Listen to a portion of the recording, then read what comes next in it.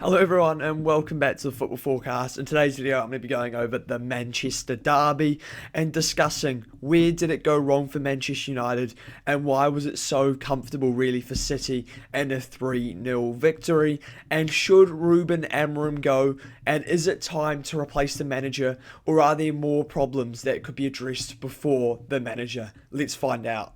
If you do enjoy what you're seeing, please like and subscribe and support the channel. But straight away, let's look at where I think Amorim immediately mucked up, and it was the lineup before the match. First of all, so he went with Bayindir in goal. Obviously, they had the option of Lemens, but he decided that Bayindir, just choose him because he was worried about giving Lemens his debut against Manchester City. I don't really have a problem with this because you don't really want to give an experienced keeper such a tough game to start off with, and it could really bring back sort of his first couple of games United and put him under early pressure. So I don't really mind that at all. The back three was Yoro, De Ligt and Luke Shaw. Pretty standard back three. I thought De Ligt and Yoro were alright, but Shaw was pretty poor, and one of the most poor performances he's definitely had this season. That is for sure. He then also played Patrick Dorgu as a wing-back. Straight away, I don't really have a problem with this. I think that's just the only selection you can make at wing-back, so I don't really have any complaints with that. But this is when I'm starting to question Ruben Amorim, and is he going to actually force himself to be sacked? Because I'm not sure that a change in manager is really what United need, but at this point, I'm starting to wonder, and I think I've been wondering this for a while, is Ruben Amorim actually making United underperform more than they should be? Because, look, you can blame the board, you can blame what these signings are, and you can blame the strategy, but Ruben Amorim still needs to be performing better than this with United. I don't really buy this sort of 4-3-3 as the way United need to go. This is how we will play football, because United weren't good in the 4-3-3, but they're equally not good under this manager, and they're worse than they were under Ten Hag, and they need to start getting some results. You can't just keep sort of going for the long term. Short term results are important as well, and at some point you've got to start thinking about a change of manager, I think, and this is why, because of this errors tactically. Once again, I think he's made errors tactically. Mazraoui straight away shouldn't be on this pitch in my opinion. Look, I like Mazraoui as a player, but you haven't played him for so long. Throw him into a Manchester derby, it's just not the thing. And also, where were United best against Burnley? They were best on this right hand side of the pitch, because they had these sort of runs made from sort of this sort of area of the pitch. This is sort of where they were doing their best work, United, against Burnley, and I actually thought they looked like a real threat.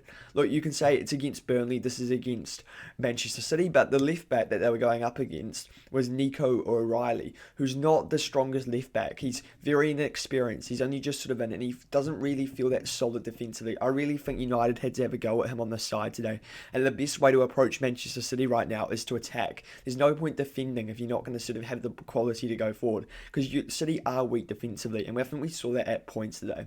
And then this midfield, I think this midfield's tragic. Ugarte and Fernandes. Ugarte's not at Manchester United's level, let's be honest. I said this last summer.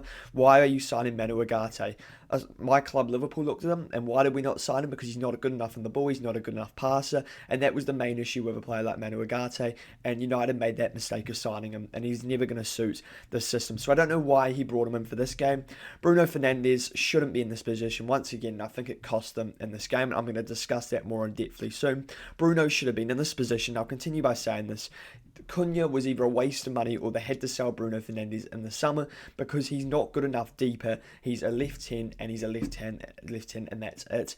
So who would have I played this midfield? Well, I would have dragged Ugarte out of the squad, and I would have brought Casemiro on. I know Casemiro is not ideal, but I think he's done a decent job for United at points this season, and I definitely would have played Casemiro in this game, and Kobbie Mainoo. I think you have to play Kobbie Mainoo. This is getting ridiculous, and this is one of my main issues with Ruben Amorim. If Ruben Amorim doesn't play Kobbie Mainoo, then I'm sorry, he has to go, because he's probably the most talented midfielder, apart from probably Bruno Fernandes, who should be more in sort of the attacking areas that United have, and he's continuing not to play him.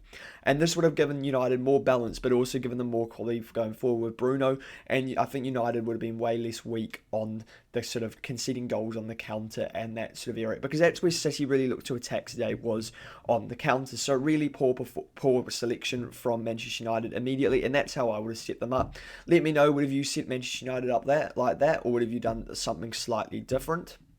So what I want to highlight now is the key pockets that the Manchester City players were trying to take up and how they were being allowed to do this. So in this sort of centre area where you've got Foden and Reinders, this is the area where Manchester City were dominating the game. And for me, this is because of the midfield of Bruno Fernandes and Manuel Ugarte. They're not good enough at tracking their runners, and Ugarte is too slow in that midfield. I really think this midfield had zero balance. Ugarte is just not good enough. We've seen this enough now. Ugarte is not good enough for this team, and Bruno Fernandes is being played out of position. Bruno Fernandes is never going to perform well in this deeper position, and he's now being at fault for multiple goals for Manchester United. The first goal that Doku scored, that Doku assisted to Phil Foden, started by Doku in this sort of more central position, and Reinders has sort of moved across, and Doku had actually sort of taken up sort of into like here. It was very interesting, and Doku sort of came through and sort of came into sort of this area and then squared it, and Phil Foden was there to score. And once again, Bruno Fernandes didn't track Phil Foden. Manuel Ugarte didn't stop Jeremy Doku from dribbling through the players, and this was the area once again that cost him that first goal. And after that goal was scored, it really did look like Manchester United had no chance of winning this game, because this allowed City to dominate the game. City just keep going and keep playing well, and eventually the next goal came, and Reinders could have easily scored a couple of goals today. And once again, I think that's because Manchester United are not picking up their midfielders. But this isn't an issue that is suddenly appearing. This is an issue that I've sort of seen, and I think loads of people have highlighted over and over the years. Under Erik ten Hag, the midfield was shambolic, and they were consistently counter-attacks.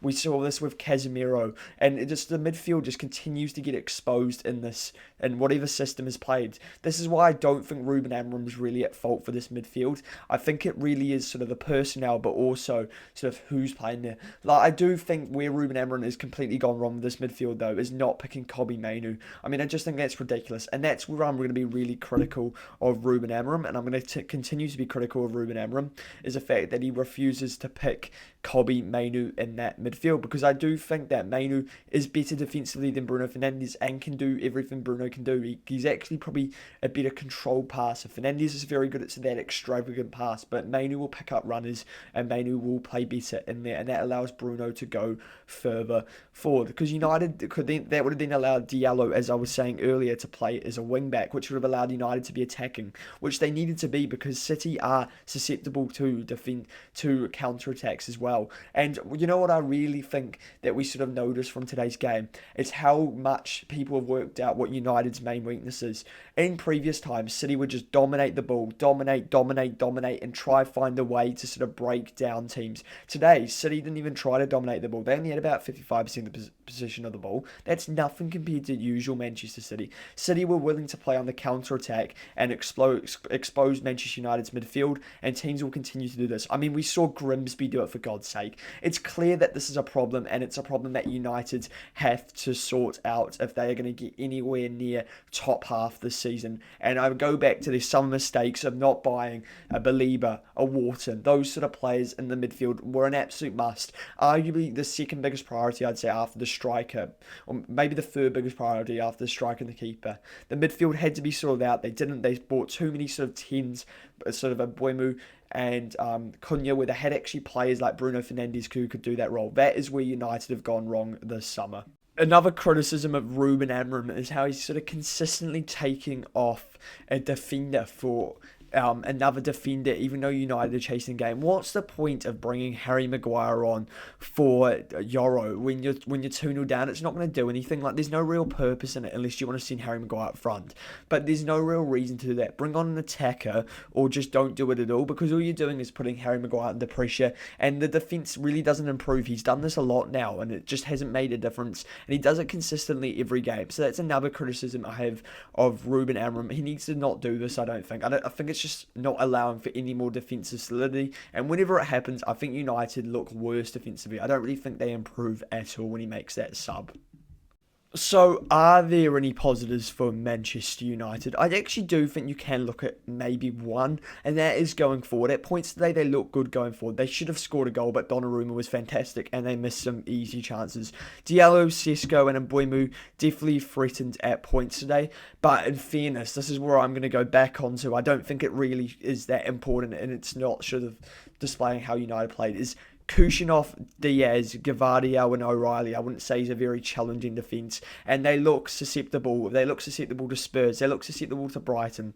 It's not really, and even Wolves when they didn't, but the Wolves didn't manage to score. So it's not really a accomplishment maybe challenging this Manchester City defence because it's been challenged all season. It's probably going to continue to be challenged all season unless they sort it out. So I don't really think this is really something to really discuss. But I am going to just give a little bit of credit to United. They did look like a team that can challenge sides going forward. And that is why they needed to go in my opinion, with a bit more of a different attacking intent.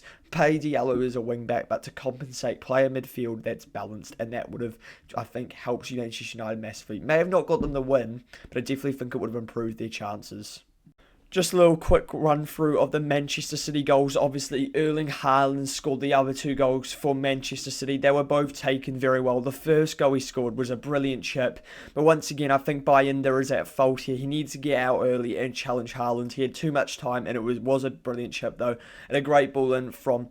A great ball to play him in from Tijani Reinders, and that's exactly what Manchester City need to see. They were brilliant today. And then the other goal from Manchester City was another good ball into Haaland, and Haaland was one-on-one with the keeper and put it away. He could have had a hat-trick, Haaland, but he missed a pretty simple opportunity. But I thought in general, Erling Haaland has probably had one of his best games for Manchester City, and it was just his overall play. He was actually a lot better on the ball. He was actually sort of creating chances for others. He was linking up play well. He was defending in his own box very well. And this is something that maybe people have criticised Haaland for, is could you do more? And I think today he proved he can do more. And I think that's very exciting for Manchester City to see. And I thought the other players that were involved in those attacks, I thought Reinders had a great game. I thought Foden had a really good game. Now he needs to back it up. He often turns up in Manchester derbies, but what can he do on the regular basis in other games? I thought Doku was superb. I think he looked like a real threat today, and that is good signs for Manchester City. So let me know what your thoughts are on this video. Are United seriously in a relegation battle? I am interested if people do actually believe this, because Opta has them as a 10% chance of going down. I'd probably give it like a 2%. I don't really think we can talk about it yet. But I did say last time I did a United review, if they were to lose... If they didn't win against Burnley in the last minute, I think you would generally start talking about this. So I do think they are sort of... There is a question, but I don't think they are in it yet. Would you sack Ruben Amorim? And if yes, why? And if not, how long do you give him to really prove that he is the right man for the job? Because I do agree the United managing role stems further than just it's a problem. It's hard because so many managers have failed and so many world-class managers have failed. The likes of Jose Mourinho, Van Gaal, Ten Hag, who had such high expectations going in. So it's clearly more of a problem than people, I think, are giving it credit. And if you did enjoy this video, please like and subscribe, as it really helps the channel.